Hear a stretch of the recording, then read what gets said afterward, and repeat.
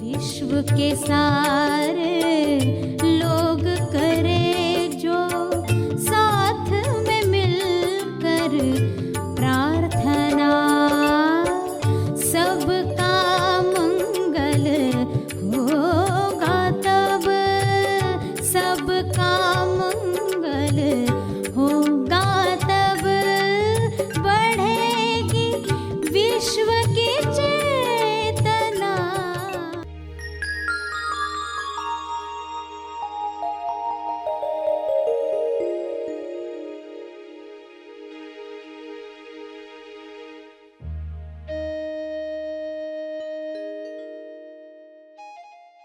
जब आप अंदर जाने वाली सांस, बाहर आने वाली सांस को वर्तमान में रहते हुए देखते हो तो आपकी पुरानी आदत मन की भटकने की टूटने लगती है। तो प्राणायाम भी जो हो उसमें भी समझ क्या हो, ये हमें वर्तमान में ले आने के लिए है। सभी को शुभेच्छा। हैप्पी थॉट्स तेज ज्ञान फाउंडेशन द्वारा आयोजित ध्यान प्रार्थना बीज बोने के लिए आप सबका स्वागत करते हैं। रोज हम सब मिलकर प्रार्थना करते हैं ताकि हम खुद भी स्वस्थ रह पाएं और जो बीमार हैं उन्हें भी हम अपनी प्रार्थना का बल पहुंचा पाएं। तो आइए ग्रहणशील रहते हैं और इस प्रार्थना का लाभ लेते हैं। सभी आंखें बंद करें। हे परमेश्वर, विश्व के सभी मनुष्य अपने सवालों के जवाब प्राप्त करें।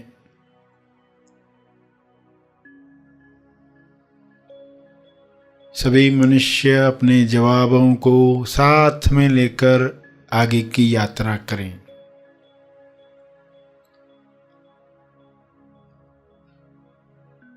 जवाबों को अपने जीवन में उतारें।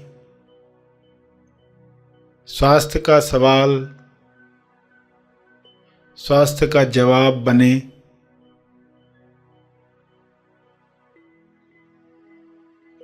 सभी को यह जवाब अनुभव से प्राप्त हो।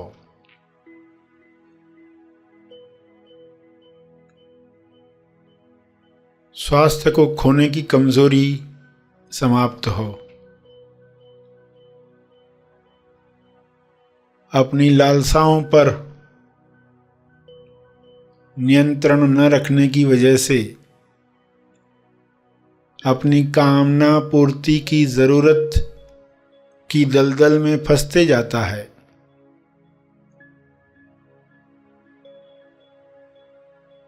इसलिए स्वास्थ्य समाप्त होता है, बीमारियां घेर लेती हैं। सभी मनुष्य यह स्वबोध से जाने और कामना पूर्ति की जरूरत की दलदल में न फंसें। जो कामना स्वास्थ्य की तरफ ले जाए, मुक्ति की तरफ ले जाए, मोक्ष की तरफ ले जाए, प्रेम आनंद मौन की अभिव्यक्ति करवाए, वही कामना शुभ इच्छा के रूप में बल दे। सभी इस बल को प्राप्त करके एक दूसरे को मदद करें, भाईचारे के साथ जीवन जिएं।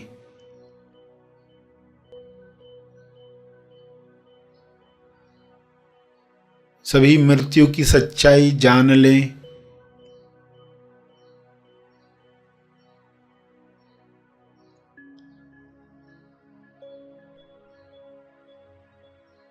मृत्यु की सच्चाई को जुठलाकर लोग जीवन से हाथ धो बैठते हैं, स्वास्थ्य से हाथ धो बैठते हैं। यह सच्चाई लोगों के सामने रहे।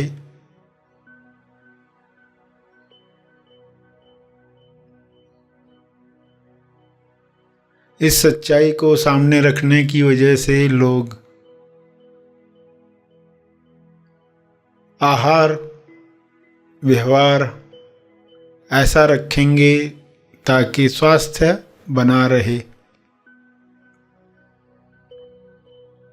रोग प्रतिरक्षण शक्ति बढ़ती रहे,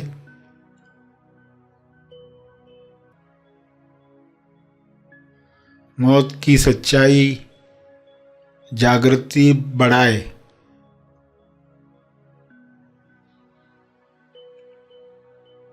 अपना जीवन सार्थक करने के लिए इस सच्चाई को लोग याद रखें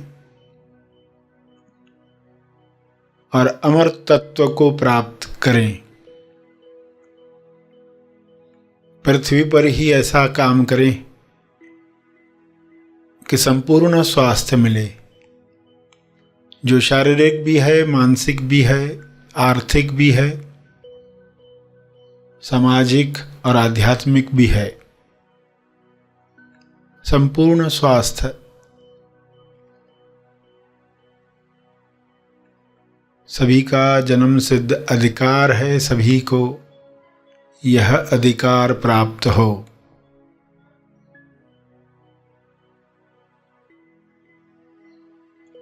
सभी अपनी कमजोरियों से ऊपर उठें, मानसिक कमजोरियां, लालसाएं जो ऐसे काम करवाती हैं जो ज़मीर नहीं मानता, विवेक नहीं मानता, फिर भी लोग कर गुजरते हैं, क्योंकि कामना पूर्ति की लालसा इतनी बड़ी होती है कि आत्मनियंत्रण रह नहीं पाता। सभी को आत्मनियंत्रण की शक्ति मिले, सभी को आत्मज्ञान की शक्ति मिले, सभी को ध्यान की शक्ति मिले।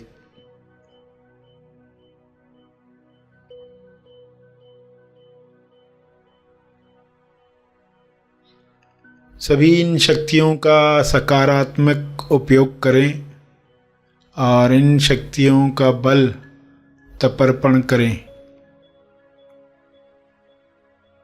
ताकि और शक्तियों को काम करने का मौका मिले।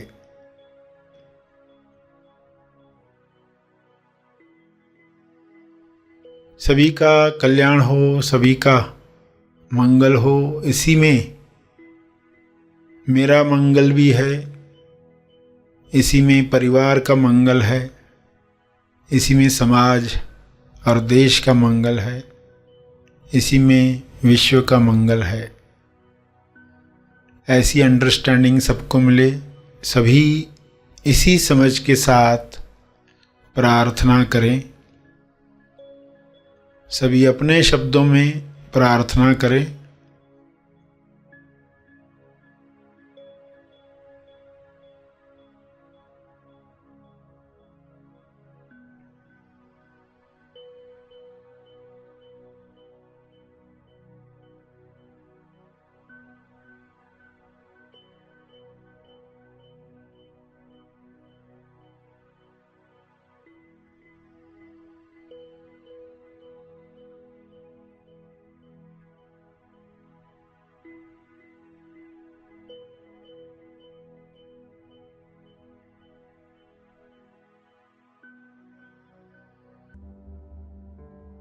प्रार्थना चलती रहे।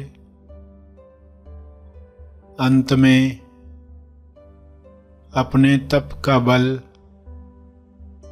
जो बल अर्जित किया है आपने ध्यान से, प्रार्थना से, समझ से,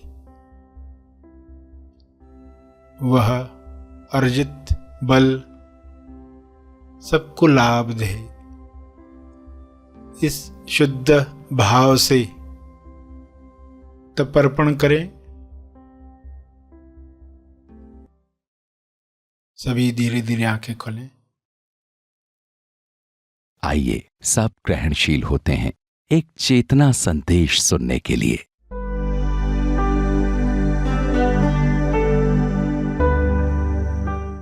तो आसनाएं से स्टार्ट होती है। मगर लोग शारीरिक आसन करके ही समझ लेते आध्यात्मिक हो गए। वो योग नहीं है, वो तो स्टार्ट है उसकी कि चलो शुरुआत करो, कुछ स्वास्थ्य बनाओ, बैठ तो पाए शरीर ध्यान में। तो फिर प्राणायाम में भी जब आप अंदर जाने वाली सांस, बाहर आने वाली सांस को वर्तमान में रहते हुए देखते हो तो आपकी पुरानी आदत मन की भटकने की टूटने लगती है। तो प्राणायाम भी जो हो उसमें भी समझ क्या हो, ये हमें वर्तमान में ले आने के लिए है। असली पर्पस सॉल्व नहीं हुआ तो मात्र शारीरिक फायदा होता है। फायदे लेने हैं सबके, स्वास्थ्य बनाना है, व्यायाम करना है, व्यायामासन करना है, व्यायामासन करना है, प्राणायाम करना है, मगर उसके साथ समझ वर्तमान में आने की, भूतस्य भविष्य से बाहर आकर वर्तमान में स्थापित होने की, कल से बाहर आकर, कल जो बीत गया, कल जो आने वाला है, दोनों कल से निकल गए तो अकल आ गई, दोनों कल से निकल गए तो अकल का अर्थ क्या? अकल। जहां कल नहीं बचा तो अकल आ गई। तो सचमुच में हमें फायदा लेना है तो सही ढंग से महाआसन करें, सही ढंग से प्राणायाम करें, श्वास के सहारे असली चीज तक भी पहुंचे। फिर प्राणायाम के बाद आता है विचारायाम। लोग विचार बहुत करते मगर विचारायाम नहीं करते। विचारायाम का अर्थ क्या है? जब खोज होती है। एक इंसान कहता है फला फला पर्सन ने ना मेरे साथ ऐसा व्यवहार किया, या मुझे ऐसी गाली दी, या सबके सामने मेरे साथ ऐसा व्यवहार किया। 10 साल पहले बहुत दुख हुआ, और अब मैं जब भी उसको देखता हूं उसका विचार भी याद आता है, मुझे बहुत दुख होता है, बहुत तकलीफ होती है। अब उस पर्सन को कहो कि उस पर्सन ने तुमको 10 साल पहले गाली दी, उसका दुख तुम आज भोग रहे हो, उसने तुमको बहुत तकलीफ दी ना, बोलेगा बहुत तकलीफ दी। अच्छा ये बता, उसने ज्यादा तुमको तकलीफ दी कि तुमने खुद को ज्यादा तकलीफ दी? 10 साल से तुम खुद को तकलीफ दे रहे हो। जालिम कौन? जालिम कौन? वो कि वो तकलीफ थोड़ी देर चली, खत्म हो गई, थप्पड़ मारी, थोड़ी देर दर्द हुआ, मगर तुम तो रोज थप्पड़ मार रहे हो, उसका क्या? वो बुरा कि तुम बुरे? देखो ईमानदारी से मनन करना होगा, वरना पर्सन कहेगा हमारे साथ एक तो उल्टा हो गया, गलत हो गया, ऊपर से बोलते तुम ही खुद को तकलीफ दे रहे हो। तो ईमानदारी से पूछना, यार वो घटना तो हो गई, उस वक्त तकलीफ हुई, सही बात है, मगर उसके बाद कौन दुख दे रहा है? तो ये एक भी सूत्र आपने पकड़ लिया तो दुख से आप मुक्त हो सकते हो। फिर जब भी कुछ हो जाएगा तो आप कहोगे कि अच्छा उस पर्सन ने मुझे दुख दिया, मैं खुद को दुख नहीं देने वाला, मैं खुद को दुख नहीं देने वाला। वो सोच सोच कर मन बड़बड़ नहीं करेगा। मन को क्या कहोगे? अच्छा तुम बताओ कौन ज्यादा दुख दे रहा है, तुम, वो पर्सन? तुम बताओ।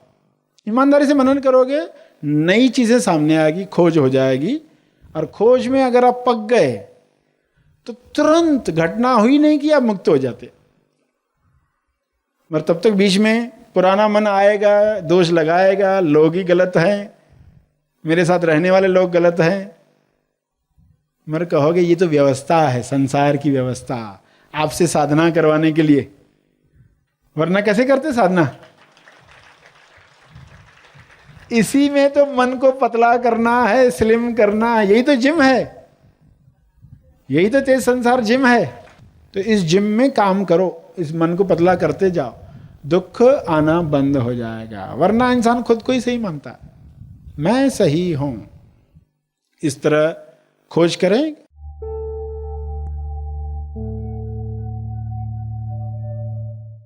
प्रार्थना और मार्गदर्शन का सभी ने लाभ लिया। आइए यहीं पर समाप्त करते हैं, कल फिर मिलेंगे, तब तक के लिए धन्यवाद।